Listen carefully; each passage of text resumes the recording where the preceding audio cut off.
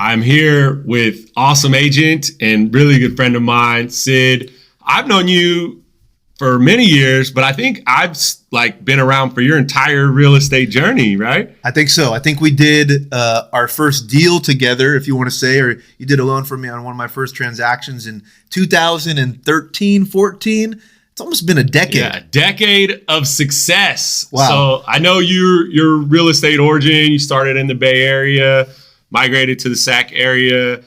Of all the great neighborhoods in Sacramento, what's your favorite? Man, that's a really tough question. I'm going to say that River Park is my favorite neighborhood. I've got some roots there. The reason being is I had both of my kids come home to my house in River Park. And, I no longer live there. I still got great roots. And if you need help selling or buying real estate in River Park, give me a call. But I would say that is my favorite neighborhood just because of the family camaraderie there. That's a community feel. Community feel. I mean, you have some real deep roots in River Park. Deep roots in RP for sure.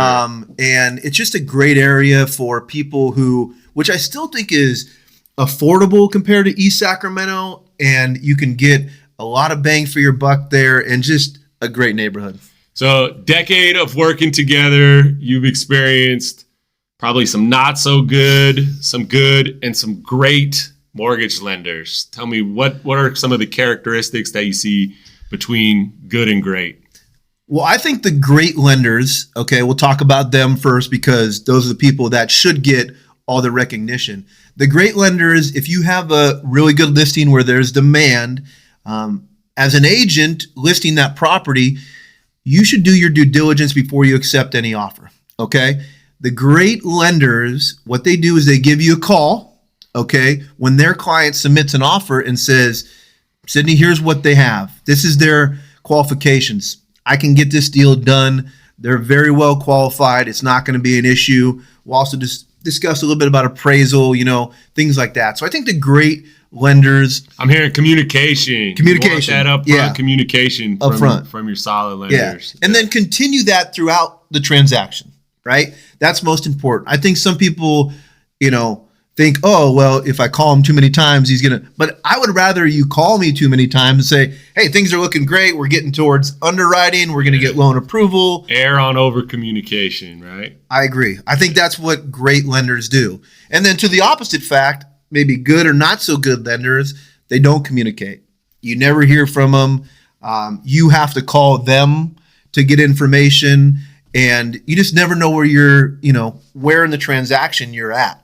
And I don't think any agent's going to tell you that they love that, right? I think they'd rather know where they're at.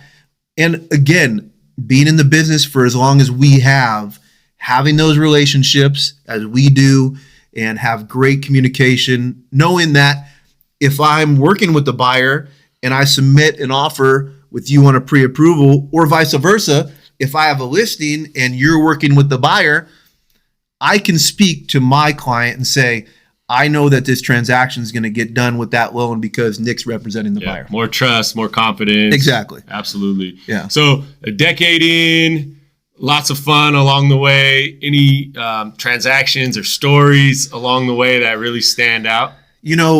That's funny you bring that up. I do remember, probably one transaction that what I call was a triple header. Okay.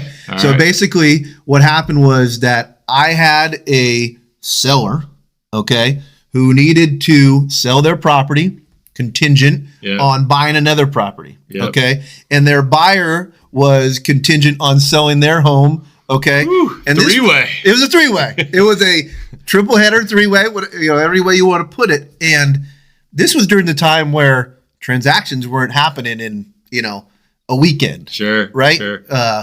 Maybe some agents are out there that don't remember that, but we were working to get these deals done.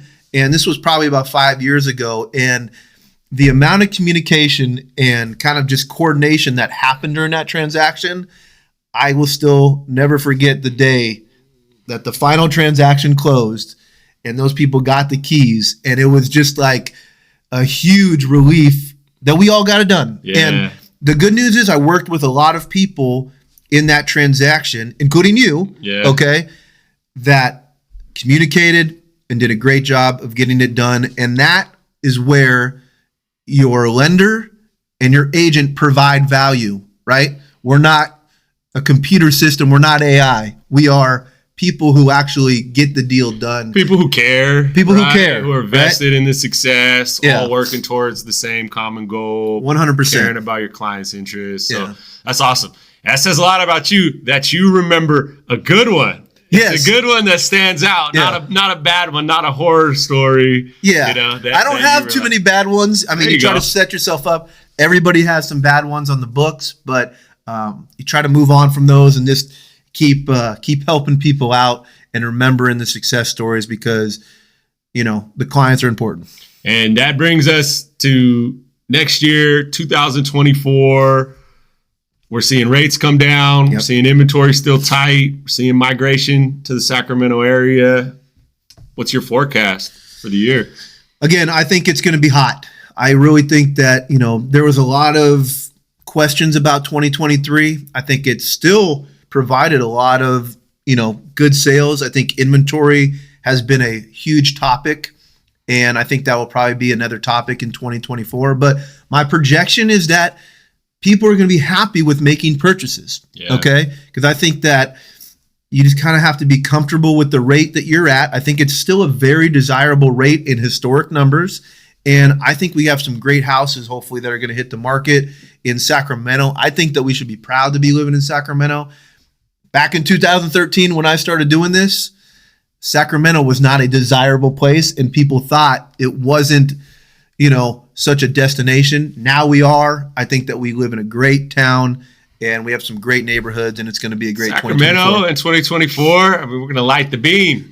You're going to light the beam. Hopefully, it'll be better than the Warriors season. What do you think, Vic?